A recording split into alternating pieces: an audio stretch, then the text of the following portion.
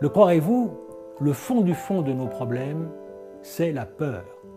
Si une personne tombe à l'eau alors qu'elle ne sait pas nager, que va-t-elle faire? Elle va se débattre en tous sens, poussée en cela par la peur de mourir, parce qu'elle croit que ça va la maintenir à la surface. Or, ces gestes désordonnés ne font que précipiter sa fin. La peur est mauvaise conseillère, dit-on, et c'est vrai, car si la confiance avait été la plus forte, cette personne aurait réalisé que son corps était plus léger que l'eau et qu'il aurait suffi de se laisser porter. Sans doute n'avons-nous pas conscience d'être manipulés par nos peurs, tout simplement parce que c'est une émotion que nous n'aimons pas et que nous avons appris à ne pas ressentir grâce justement aux gestes désordonnés et souvent incohérents qui occupent nos journées de plus en plus trépidantes. Pourtant, plus que jamais, nous sommes comme cette personne en train de se noyer, nous faisons tout le contraire de ce qu'il faudrait.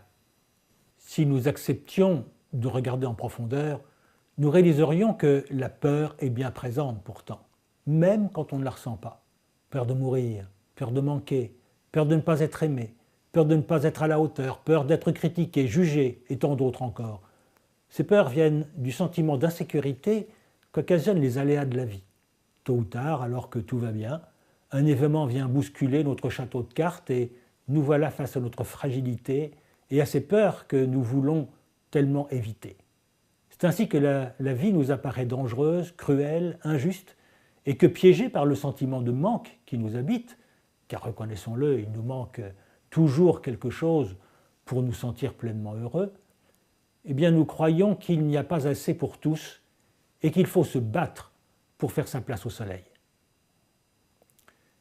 C'est cela qui a poussé notre culture occidentale à construire ses fondations sur la croyance que le bonheur est possible à condition de parvenir à avoir tout ce dont on a besoin. Entendez, ce qu'il faut pour se sentir en sécurité. Cela revient à poser en principe que c'est ce que nous avons qui détermine nos chances d'être heureux. Ce modèle de pensée, qui domine actuellement l'inconscient collectif dans le monde, est ce que j'appelle la conscience de rareté ou la conscience de survie.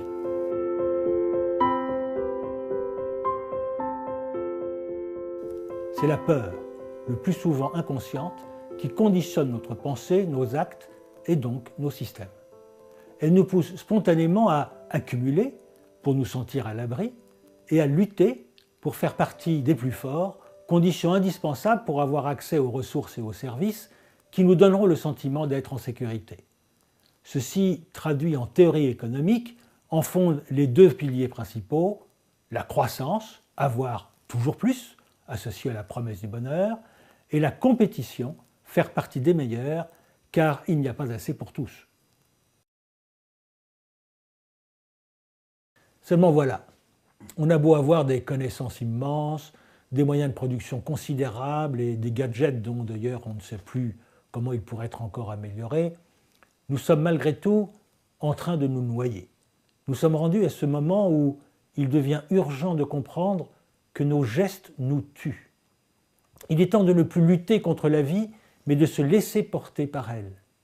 Tel est le grand défi, rendre la confiance plus forte que la peur. Comment? À un moment où les ressources terrestres se raréfient et où la démographie n'a jamais été aussi élevée? Croyez-le, ce ne sont pas les ressources de la Terre qui manquent, ce sont les modes de production et de consommation qui les rendent insuffisantes. Elles sont assez importantes pour permettre à l'humanité entière de vivre dans la suffisance si nous abandonnons ce modèle illusoire et suicidaire de la course à l'avoir. Nous avons aujourd'hui infiniment plus que nos grands-parents et arrière-grands-parents. Sommes-nous plus heureux? Se sent-on plus en sécurité? Non. Alors stop! Il est temps de dénoncer l'illusion du rêve américain. Il est temps de changer notre modèle de pensée et d'entrer dans ce que j'appelle la conscience d'abondance ou la conscience de vie. Abondance non pas prise dans le sens qu'il y aurait tout ce qu'on veut à l'infini, mais dans le sens de la personne qui est en train de se noyer et qui, d'un coup, prendrait conscience que tout est là pour la sauver. C'est ce que les crises de notre siècle nous invitent à réaliser. Tout est là pour permettre à la vie de s'exprimer et de s'épanouir, même si on ne le voit pas et même si on ne le comprend pas. Seule la peur nous empêche de le voir. Et passer de la peur à la confiance, c'est accepter de s'abandonner à l'intelligence de la vie, comprendre que nous en faisons intimement partie et que la mort elle-même en est un aspect, un passage certes mystérieux, mais ne signifiant en rien ni une fin ni une défaite. C'est réaliser que nous devons arbitrer nos modes d'existence à ce que la planète peut offrir sans en souffrir, au lieu de vouloir toujours plus. C'est accueillir la différence de l'autre, non comme un obstacle à renverser, mais comme un atout qui permet d'enrichir la réflexion, condition indispensable à l'exercice d'une démocratie directe. C'est se rendre compte qu'en coopérant, on bénéficie des talents de tous et qu'en étant solidaire, on est infiniment plus fort et aimant, alors que lutte et compétition ne peuvent être que synonymes de violence et de guerre. C'est globalement endormir le guerrier et réveiller le jardinier en nous, c'est considérer la terre non plus comme une proie à dépecer, mais comme un jardin à planter. La révolution opérée se résume donc à ceci. Passer du système actuel, où la peur justifie l'accumulation et la compétition, et où la monnaie représente l'outil idéal de sélection ou de pouvoir, à une humanité réconciliée, où la confiance en la vie inspire le besoin de partage responsable et équitable, et la coopération reconnue comme le plus puissant levier de paix et de progrès. Là, l'argent devient un outil de répartition et d'échange pour produire et partager la production de richesses marchandes et non marchandes, choisies par la réflexion et le débat. Très bien, me direz-vous, mais que faut-il faire pour passer de la peur à la confiance? Bien deux choses aussi simples et difficiles que de ne plus se débattre si on se noie. Premièrement, prendre conscience de nos peurs, car elles sont évidemment le plus souvent inconscientes. Et deuxièmement, quand on les voit, choisir la confiance.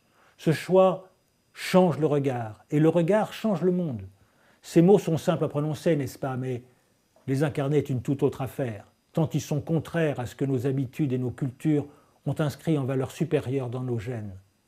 C'est pourtant la dynamique qui nous restaurera dans notre souveraineté bradée. Souveraineté dont le symbole se traduira dans notre économie par la récupération du pouvoir de création monétaire. Pour l'heure, nous en sommes à ce point de passage, fort inconfortable, j'en conviens, mais passionnant, où tout est encore possible, car inutile de vous faire un dessin. Le paradigme de survie est encore profondément ancré en nous, et la route vers une humanité réconciliée et cette terre respectée risque fort d'être encore longue.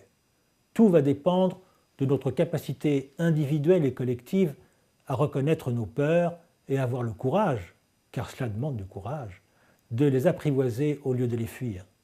C'est à ce seul prix que peut grandir la confiance, énergie libératrice du vrai potentiel humain. Mais j'ai une bonne nouvelle.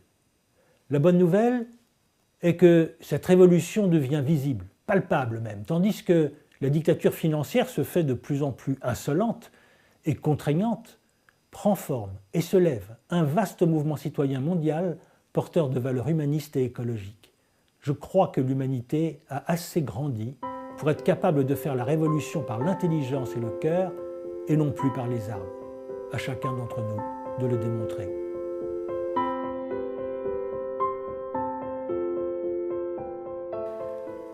Il est bien possible que nous n'ayons plus le temps d'éviter l'iceberg.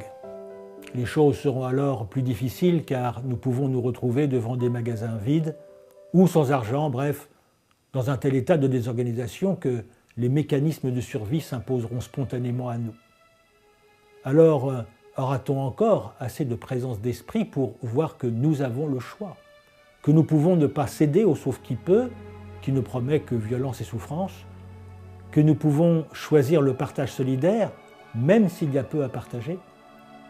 Je crois que nous en sommes capables, car nous vivons à cette extraordinaire période charnière entre l'ère de la survie maintenant achevée et celle de la vie que nous ne savons pas encore aborder, mais dont les signes deviennent de plus en plus visibles, palpables. Alors, chenilles, papillons, que se passe-t-il dans la chrysalide? Nous y arrivons. La perspective du passage, cet inconnu qui approche à grands pas, nous effraie bien légitimement, mais si nous sommes portés par la certitude confiante que le papillon est déjà dans la chenille, Nous pouvons mettre toute notre énergie à révéler, quoi qu'il en coûte, la grandeur et l'amour qui règnent au plus profond de nous et que seules nos peurs masquent. Ne ressentez-vous pas l'impatience de cet envol?